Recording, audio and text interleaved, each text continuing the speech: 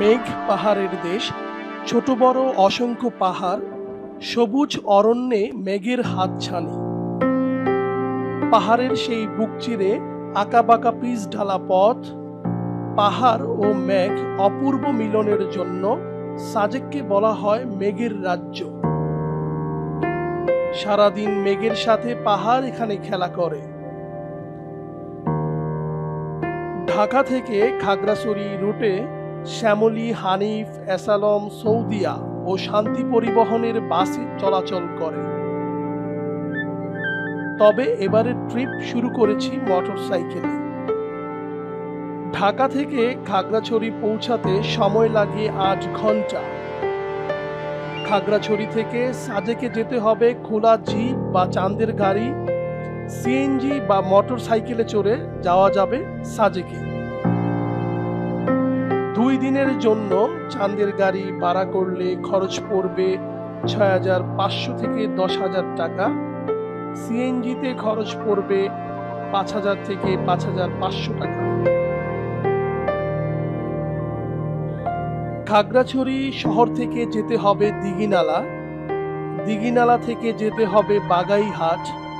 সেখানে সেনাবাহিনী থেকে ডিস্ক কালেকশন করতে হবে।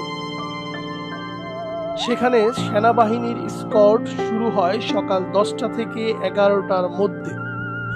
কোনো কারণে সকালে স্কর্ট মিস করলে অপেক্ষা করতে হবে বেলা 2টার স্কর্টের জন্য। খাগড়াছড়ি শহর থেকে সাজেকে পৌঁছাতে সময় লাগবে প্রায় 2.5 ঘন্টা।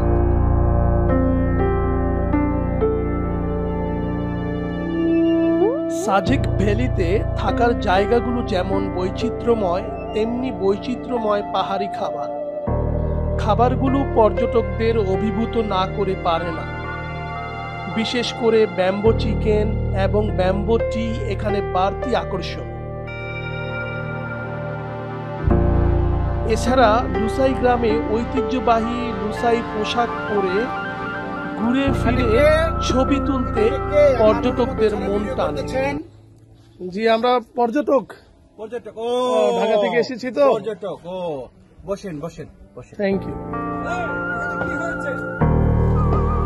সাজেক ভ্যালি সমুদ্র পৃষ্ঠ থেকে 1800 ফিট উপরে। রুইলুই এবং কংলাক এই 2 পাহাড় নিয়েই মূলত সাজেক ভ্যালি। রুইলুই পাহাড় থেকে কংলাক পাহাড় যেতে হলে 30 থেকে 35 মিনিট ট্রেকিং করতে হয়, অথবা সিএনজিতে চড়ে যেতে পারবে। সবচেয়ে জাদুকরী দৃশ্য হচ্ছে কংলাক পাহাড়ের উপরের দৃশ্য।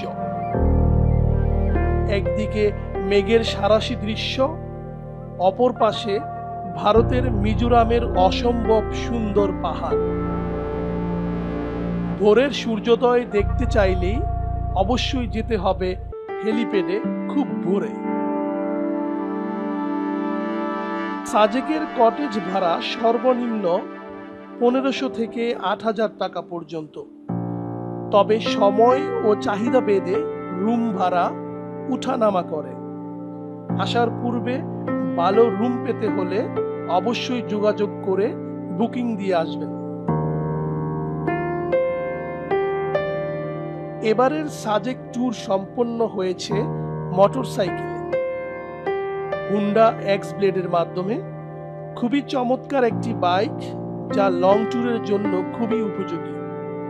মাত্র 1500 টাকা তেল লোড করে ঢাকা থেকে সাজেক, সাজেক থেকে ঢাকা ট্যুর সম্পূর্ণ করেছি। আজকের মতো এখানেই বিদায় নিচ্ছি। দেখা হবে নতুন পর্বে, নতুন কোনো জায়গায়, নতুন কোনো বিষয়ে। আসসালামু আলাইকুম।